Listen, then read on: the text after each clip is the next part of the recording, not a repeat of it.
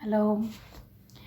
देखिए, आज हम बात करते हैं थोड़ा सा पढ़ाई के लिए। ठीक है, क्या होता है कि जो लोग अपने काम के साथ, किसी भी काम के साथ, चाहे घर का काम हो, बाहर का काम हो या जॉब हो, अगर जो भी हो, उसके साथ में जब कोई अपनी पढ़ाई करता है तो उसको टाइम की बहुत शॉर्टेज होती है। ठीक है, जो लोग एलएलबी कर रहे हैं, किसी काम के साथ में कर रहे हैं, किसी जॉब के साथ में कर रहे हैं, तो देखिए, मैं ये नहीं कहूँगी कि बहुत आसान है, बिल्कुल आसान नहीं। कोई भी पढ़ाई कभी भी किसी के लिए आसान नहीं होती है, पर जो वर्किंग हैं और उसके साथ जब ये कर रहे होते हैं तो उनके पास टाइम की बहुत ज़्यादा शॉर्टेज होती है, बहुत ज़्यादा, थोड़ी बहुत नहीं, बहुत ज़्यादा होती है। अब प्रॉब्लम ये होती है कि जब हम फर्स्ट सेमेस्टर क्लियर कर लेते हैं तो हम ये सोचते हैं कि हम पहले ये चेक कर लें कि ये वाला एग्ज़ाम क्लियर हुआ है या नहीं हुआ है, उसके बाद हम नेक्स्ट सेमेस्टर की प्रिपरेशन स्टार्ट करते हैं।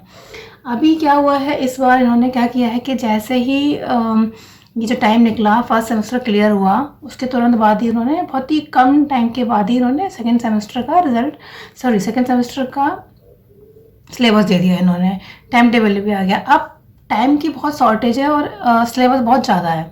अब प्रॉब्लम यह है कि जो लोग तैयारी कर रहे हैं वो कैसे करें। ठीक है, सेकेंड सेमेस्टर के लिए ऐसा तो नहीं है ना कि हमने बुक देख ली और हो गया, ये तो पॉसिबल ही नहीं है। तो जिनके साथ टाइम की शॉर्टेज है वो क्या करें, अब वो कैसे पढ़ें। तो मेरी जो एडवाइस है, देखो मैं खुद भी तैयारी कर रही हूँ, तो हम बहुत सारा सिलेबस तो नहीं कर सकते कंप्लीट, क्योंकि वो तो पॉसिबल ही नहीं है। अब जैसे कि हम सपोज करो एथिक्स पढ़ते हैं, तो एथिक्स में क्या है कि हम क्या पढ़ना चाहते हैं।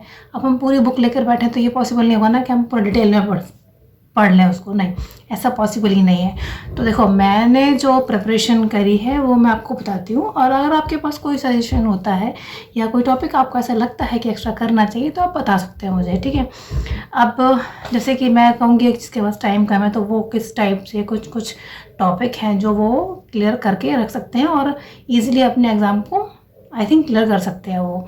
अब उसमें जैसे कि पहले मैंने लिया है कि प्रोफेशनल एथिक्स क्या है, तो ठीक है, प्रोफेशनल एथिक्स को आप पढ़ लीजिए। इसमें लीगल प्रोफेशन पढ़ सकते हो आप। एडवोकेट का टोटली पूरा ही पढ़ के रखो आप। मैं कहूँगी कि एडवोकेट जो है उसमें बहुत सारे क्वेश्चंस बनते हैं और आते ही है, मतलब उसमें डिफरेंट डिफरेंट टाइप के क्वेश्चन ये लोग पुट कर देते हैं। अब आप कहेंगे कि एडवोकेट में क्या, एडवोकेट में बहुत सारे क्वेश्चन होते हैं कि एडवोकेट कौन है, एडवोकेट कैसे बनता है, एडवोकेट के रूल्स क्या हैं, ठीक है, एडवोकेट के राइट्स क्या हैं, उसकी क्वालिटीज़ क्या है, सक्सेस एडवोकेट क्या होता है, सक्सेसफुल एडवोकेट क्या होता है, फिर ना एडवोकेट की ड्यूटीज़ क्या होती हैं, एडवोकेट और क्लाइंट के बीच का रिलेशन कैसा होना चाहिए, ठीक है, एडवोकेट का बिहेवियर कैसा होना चाहिए। ये टोटली जो क्वेश्चन है सिर्फ एडवोकेट पे ही बन रहे हैं। तो ये एक मैं कहूँगी बहुत इम्पॉर्टेंट टॉपिक है एडवोकेट का। तो इसकी जो जितने भी टॉपिक्स हैं सारे आप पढ़ सकते हैं। फिर हम आते हैं नेक्स्ट में आते हैं बार काउंसलिंग पे। बार काउंसलिंग पे भी हमेशा ही क्वेश्चन आता है, और bar counselling of India, function of bar counselling, ठीक है, स्टेट बार काउंसलिंग, उसकी पावर्स क्या हैं, राइट ऑफ लीगल प्रैक्टिस, है ना, ये टॉपिक जो है ये आप पढ़ लीजिए। तो ये बहुत ही इम्पॉर्टेंट है, और ये शायद ऐसा टॉपिक भी है कि अगर आप बहुत कम टाइम में 2-3 बार पढ़ोगे तो आपको क्लियर हो भी जाएंगे। अब स्टेट बार काउंसलिंग जो होती है उसके पावर्स क्या होते हैं, स्टेट में क्या है, ये आप पढ़ेंगे तो ईज़िली आपको लर्न हो जाएंगे। उसके लिए बहुत मेहनत नहीं करनी पड़ेगी और ना ही पूरी बुक आपको पढ़नी पड़ेगी।